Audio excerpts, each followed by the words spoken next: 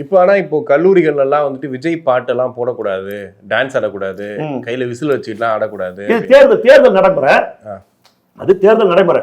இப்ப என்ன நாங்க பாத்தீங்கன்னா இப்ப கூட திமுக அதிமுக ரெண்டு கூட்டணியில நிம்மதி இருக்குதா? அதுதாங்க உண்மை. திமுக கூட்டணியில காங்கிரஸ் தவிர வேற எவனும் நிம்மதியா இல்ல. ஆனா காங்கிரஸுக்கு இவ்வளவு சீட்டு கொடுத்ததால திமுக காரன் நிம்மதியா இல்ல. ஏன்னா காங்கிரஸுக்கு அவன் சக்திக்கு மேல சீட்டு கொடுத்துட்டாங்க. 25 சீட்டு இருக்கிறோம் விஜய காட்டியே அந்த அலைன்ஸ்ல 3 சீட் எக்ஸ்ட்ரா வாங்கிட்டான், ஒரு மேல்சபை எம்பி வாங்கிட்டான்.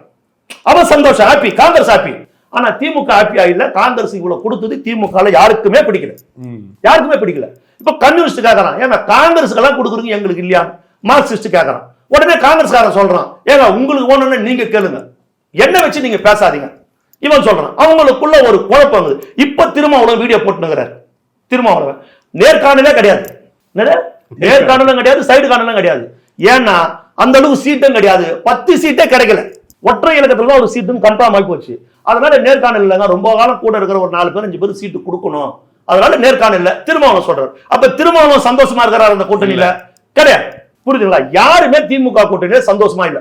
ஒரு கம்யூனிஸ்ட் மட்டும் 6க்கு 5 வாங்கிக்கலாம். வாங்கிட்டவனா சொன்னா எங்களுக்கு அதிருப்தி தான், எங்க தொண்டர்கள் மத்தியில் அதிருப்தி தான், ஆனா வேற வழி இல்லைன்றான். ஒரு கம்யூனிஸ்ட் இன்னும் வாங்கவே இல்லை. சரிங்களா? வேல்முருகன் வெளியவே போயிட்டாரு, நான் வெளியே போயிடுறேன்ட்டார் வேல்முருகன். இந்த கூட்டணி பிடிக்குது. சரி, அதிமுக கூட்டணி அங்க என்ன நிலைமை? கமல் சார் விட்டீங்களே.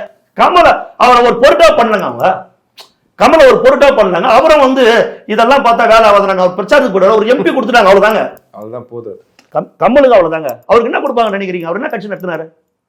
ஒரு வானதி சீனிவாசன் தோத்துட்டு வந்தார்.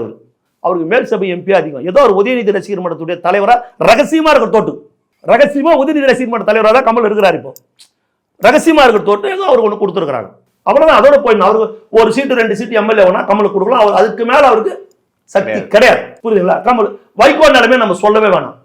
ஒரே ஒரு சீட்டு தான் வைகோ, மீதி 3 உதயசூரன் நினைக்கணும். அந்த ஒரு சீட்டு தான். வைகோவை பத்தி பேசினா எனக்கு பிரஷர் தான் ஏறுது.